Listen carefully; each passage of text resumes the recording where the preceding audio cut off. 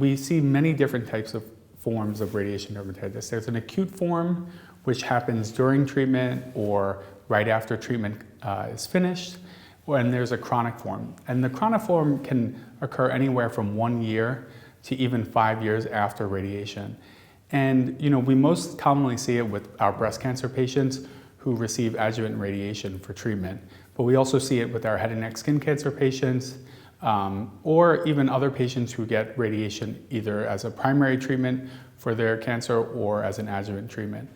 I think it's important that we recognize radiation dermatitis not only in the acute form but the chronic form, because the chronic form can have a lot of psychosocial or cosmetic effects. Our patients tell us that they notice the skin starts to change. It starts to fibrose and get hardened. It can also get red, and many different blood vessels can actually grow in the radiated field and around it. And this can have a really important cosmetic impact on the patient because it can affect the types of clothes they wear, or if they are able to hide it or not hide it. So for them, it's something that they've noticed and they're unsure whether to ask if they should treat it or not. The skin can also become really hardened and it can start to itch. And these are some symptoms that patients complain of. The area can become tight because of the fibrosis and the lack of adnexal structures because the radiation has destroyed that. And it can also start to itch like a scar, and that can be really bothersome depending on where the radiation was placed. So traditional interventions have been the use of corticosteroids or moisturizing lotions or antihistamines, either topical or oral. And these have limited efficacy.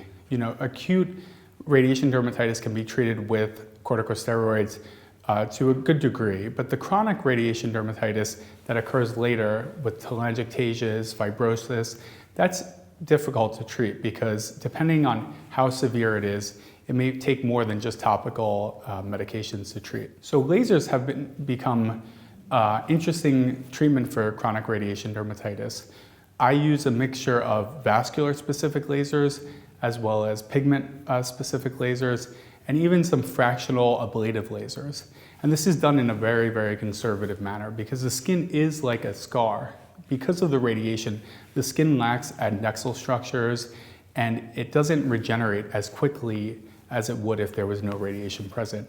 So when I'm treating this area with lasers, I start off with very, very conservative settings. When targeting telangiectasias, I use a vascular specific laser, either a pulse dye laser or a KTP laser that can target these background telangiectasias very effectively. I don't really go for purpuric settings because I don't want to damage the skin. We don't want to blister the skin. We don't want to give an injury that then has to heal because this will be slow to heal because of the radiation fibrosis. For pigment, it's similar. I use a pigment-specific wavelength, sometimes 532, sometimes 1064 nanometers, and really try to hone in on the pigment. There's a lot of background dyschromia that can occur because of the radiation dermatitis, and if they've had a more severe acute radiation dermatitis, sometimes they can see a greater chronic radiation dermatitis later. So again, I start very conservatively. Not only do we use the lasers, but I also give them adjuvant, sometimes topical bleaching creams such as hydroquinone to really give a synergistic effect.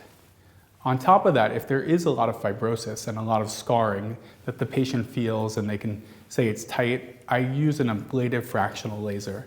Again, this is in a very conservative manner because I want to give the skin an opportunity to heal and heal effectively. So I use a very low density, low fluence fractional CO2 laser to really try to induce new collagen growth and less fibrotic area. I conducted a study with my colleagues at Memorial Sloan Kettering where we actually measured the quality of life impact that chronic radiation had on our breast cancer patients. We measured this pre-laser treatment and post, and our patients all had an improved quality of life score after the laser treatment for their chronic radiation dermatitis. And the feedback that we got from these patients are saying that they can finally wear different clothes, they can expose the area that was treated with radiation that had a lot of dyschromia and telangiectasias on it that were now improved since the laser. They also said they were more comfortable changing in front of their partner and in their social activities. So I think it's something that we should really pay attention to. We should really bring this up with our patients if we know that they've had a history of radiation, and we can intervene on an earlier setting.